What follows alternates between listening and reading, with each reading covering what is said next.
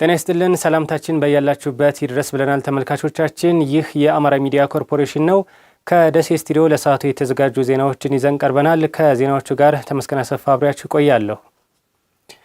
ሀገራዊ ምክክሩ ለኢትዮጵያ ዘላቂ ሰላምና መረጋጋት ያመጣል ብለው እንደሚጠብቁ የሐይቅ ከተማ የሃይማኖት አባቶችና የሀገር ሽማግሌዎች ተናገሩ። ምክክሩ ውጤታማ እንዲሆን ህዝቡ ድጋፍ ማድረግ እንዳለበትም አስተያየት ሰጪዎቹ ጠቁመዋል። የነዋሪዎቹን አስተያየት ሰይድ አብዱ አሰባስቧል፣ እንደሚከተለው ይቀርባል።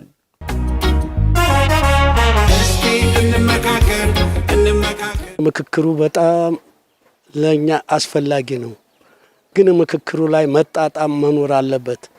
እንደ ኢትዮጵያ በምን ትቋቋም፣ ኢትዮጵያ እንዴት ትቁም ወደሚለው ደረጃ ከሄዱ ምክክሩ በጣም አስፈላጊ ነው። ሰላም ያመጣል። የጦርነት ትርፍ የለውም፣ የምክክር ትርፍ ነው ያለው። በሀገራችን ላይ ያለው የምክክር ኮሚሽን ያው እንደምናየው እና እንደምንሰማው በጣም ወሳኝና አስፈላጊ ነው። በጣም ደግሞ አሁን ያለበት ቁመና በጣም ደስ በሚል ሁኔታ ነው። የሚያስፈልገውም ደግሞ ይሄው ነው፣ ምክክር ነው የሚያስፈልገው። ከምክክር ውጭ ሌላ ምንም የሚያስፈልግ ነገር የለም። በአፈሙዝ በጠመንጃ የሚመጣ ሰላም የለም። እኛ በጣም ሰላም ናፍቆናል። ስለዚህ ኢትዮጵያ በአጠቃላይ አንድነቷን ጠብቃ በሰላም እንድትኖር የሁላችንም ጥረትና ምኞት እንዲሁም ጸሎታችን ይሄ ነውና ስለዚህ በዚህ ምክክር ኮሚሽን መቋቋም በጣም ደስ ብሎናል። የምክክር ኮሚሽኑ የሚሰራው ትክክለኛ ነው። ምክንያቱም ያለ ምክክር የማይሆን ነገር ስለሌለ፣ ምክክር ግን እርቅ ያወርዳል፣ ሰላም ያደርጋል። ሰላም ተሆነ ደግሞ ሴቱም ሆነ ሽማግሌውም ሆነ ወጣቱም ሆነ እንደፈለገ ይሄዳል። በምክክርና በስምምነት የሰራ ግን ፍሬ አለው። ፍሬ አልባ የሚሆነው ግን ዝም ብሎ አምባገነን ነገር የሚነሳ ያለ ምክክር የሚሆን ነገር ይሄ ፍሬ አልባ ሊሆን ይችላል። ህዝቡ እንግዲህ በተቻለው አቅም እነዚህ ምክክር ኮሚቴውን ግዳፍ ማድረግ እንዴት ተመካክሮ ለኢትዮጵያ እንዴት ትቁም የሚለውን ህዝቡ ግዳፍ ማድረግ አለበት። ሀሳብ መስጠት አለበት በያለበት በየቀበሌው በያለበት አባቶችም እናቱ ወጣቶችም ሁሉ ያው ይህንን በማጤንና በመረዳት ከመገዳደል ወይም ደግሞ ከመለያየት የሚያመጣው መልካም ነገር የለም። ስለዚህ በዚህ ሁላችን በየጎጣችን ይህንን እያደረግን ነው። መመካከር፣ ወደ ሰላም መምጣት እና መዋደድ ይኖርብናል። ሞት እንኳ በሰላም ነው። ያለ ሰላም መሞትም የለም መታመምም የለም። ሀቂቃት ሆነ ማለት ነው። ለዚህ መድኃኒቱ ግን ህዝቡ አንድነቱን አጠንክሮ ለሁሉ ነገር ተታች እስከ ላይ ድረስ ያለው ህዝብ አንድነት ተፈጠረ እንኳን የግቢና የውጭ ማይደፍር። እስቲ እንመካከር ምንድነው ነገሩ? በደሴ ከተማ ከምርጫ ማግስት ለማከናወን ቃል ለተገቡ የሰላምና የልማት ተግባራት ትኩረት ሰጥቶ እየሰራ መሆኑን የደሴ ከተማ አስተዳደር ገለጸ። የከተማ አስተዳደሩ ብልጽግና ፓርቲ ቅርንጫፍ ጽሕፈት ቤት በወቅታዊ የሰላምና የልማት ጉዳዮች ዙሪያ ውይይት አካሂዷል። ተጨማሪውን አብረን እንከታተል።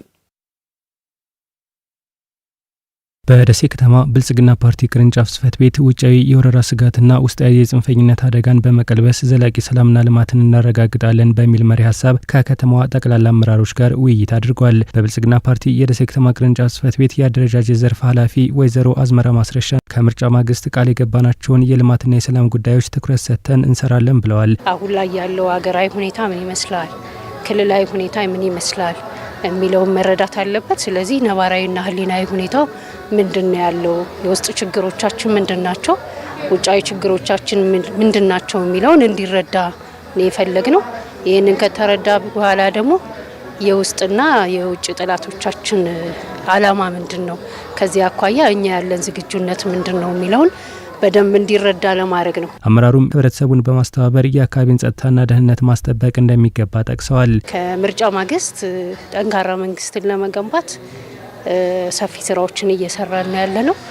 በምርጫው ሂደትም ለህዝባችን ቃል የገባናቸው ተግባራቶች አሉ። ስለዚህ ያንን ታሳቢ ያደረገ በኢኮኖሚውም፣ በማህበራዊም፣ በፖለቲካው መስክ በተለይም ደግሞ ከመልካም አስተዳደር አኳያ የከተማችን ማህበረሰብ የሚያነሳቸው ጥያቄዎች ስላሉ ይህን የሚያነሳቸውን ጥያቄዎች ለመመለስ የሚያስችል የአመራር ከወትሮ የተለየ ዝግጁነትና ቁርጠኝነት እንደሚያስፈልግ ነው ከዚህ መድረክ በኋላ የሚጠበቁ ውጤቶች። ተሳታፊ አመራሮች በበኩላቸው የተጣለባቸውን የህዝብና መንግስት ኃላፊነት በብቃት ለመወጣትና የከተማዋን ሰላምና ልማት ለማረጋገጥ ዝግጁ መሆናቸውን ገልጸዋል። ጦርነት ትርፍ እንደሌለው ኪሳራ እንደሆነ ሰብአዊም ኢኮኖሚካልም ብዙ ኪሳራ እንዳለው ካሁን በፊት የታየ ነው፣ ማህበረሰቡ ያውቀዋል። ስለዚህ ያ ዳግመኛ እንዳይከሰት ደግሞ እንዳመራር ማህበረሰቡን አስከትሎ ከጎን ከተማዋን ሰላሟን ለማጽናት የሚጠበቅበትን መስራት አለበት። ይህን ይዘን ቀጣይኛ ከነገ ጀምሮ ከመንግስት ሰራተኛው ከማህበረሰቡ እስከ ታች ካለው መዋቅር ውይይት አድርገን እንቀጥላለን ማለት ነው። የሰላም ስራዎቻችንን ቅድሚያ ሰጥተን እየተወያየን ነው ያለነው። ስለዚህ ሰላም በመሰረቱ ከራስ ነው የሚጀምረው። ሰላም እንግዲህ አይደለም ለሰው ልጆች ለአዋፋትም ቢሆን ሰላም ያስፈልጋል። ግጭት ችግሮችን ቢኖሩ እንደዚህ ወቅታዊ ጉዳዮችን ቢኖሩ በጎን ደግሞ ልማቱን መቀጠል ስላለበት እቅዶችን እያቀዱ ነው። እቅዶች እየታቀዱ ነው። መደበኛ ስራዎችን እንሰራለን ማለት ነው። የልማትና የመልካም አስተዳደር ስራዎችን ነው ወቅታዊ ስራዎችን በጋራ በጥምረት ለመምራት ነው ጥረት እያደረግን ያለ ነው። ከኢትዮጵያ ታሪካዊ ጠላቶች ጋር በማበር ሀገር ለማፍረስ እየተንቀሳቀሱ የሚገኙ የውስጥና የውጭ ጸረ ሰላም ኃይሎችን እኩይ ዓላማ ለማክሸፍ ከህብረተሰቡ ጋር በቅንጅት እየሰራ መሆኑን የኮምቦልቻ ከተማ አስተዳደር አስታወቀም። ውጫዊ የወረራ ስጋትና ውስጣዊ የጽንፈኝነት አደጋን በመቀልበስ ዘላቂ ሰላምና ልማት እናረጋግጣለን በሚል መሪ መልእክት የከተማ አስተዳደሩ የስራ ኃላፊዎች ውይይት አካሂደዋል። ተጨማሪውን ከአበሻን ላይ እንከታተል። ኮምቦልቻ ከተማ አስተዳደር ውጫዊ የወረራ ስጋትና ውስጣዊ የጽንፈኝነት አደጋን በመቀልበስ ዘላቂ ሰላምና ልማትን እናረጋግጣለን በሚል መሪ ሀሳብ ከተማ አስተዳደሩ የስራ ኃላፊዎች ጋር ውይይት አካሂደዋል። የውይይቱ ተሳታፊ የስራ ኃላፊዎችም ሀገርን ለመበተን እየተንቀሳቀሰ ያለውን ጸረ ሰላም ኃይል ዓላማ ለማክሸፍ ከማህበረሰቡ ጋር በቅንጅት እንደሚሰሩ ተናግረዋል። በቅድሚያ የጉዳዩን በተገቢው መረዳት ያስፈልጋል። እኛ እንዳመራር በተገቢው መረዳት ያስፈልጋል። ምንድነው እየተቃጣብን ያለው ስጋታችን ምንድነው? ከየት ነው የሚመጣው? ዓላማውስ ምንድነው የሚለው ነገር መረዳት ያስፈልጋል። ሁለተኛ ደግሞ የተረዳኸውን ነገር ማህበረሰቡ በደንብ ማስገንዘብ ያስፈልጋል። ህዝብን ያላሳተፈ ነገር የመጀመሪያው ሊሳካ አይችልም።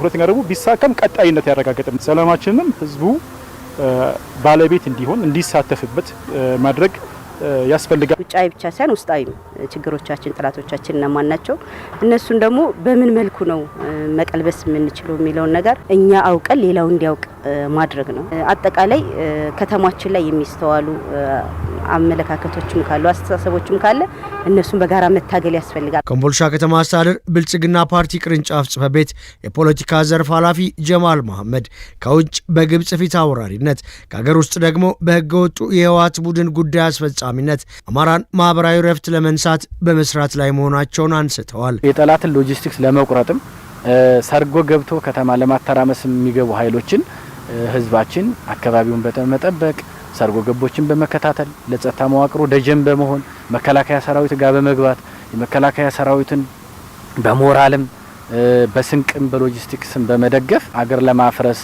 ከታሪካዊ ጠላቶቻችን ጋር ተቀናጅቶ የሚሰራን ኃይል